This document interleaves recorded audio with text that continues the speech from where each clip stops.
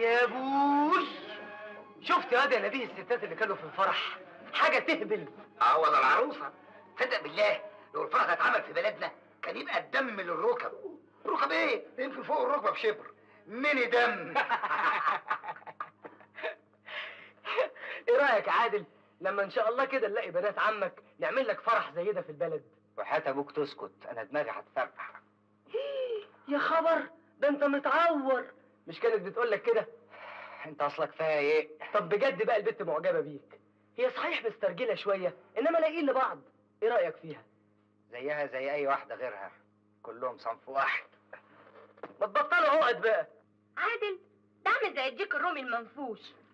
دول يستاهلوا الذبح. ذبحه بعد الشر. ايه؟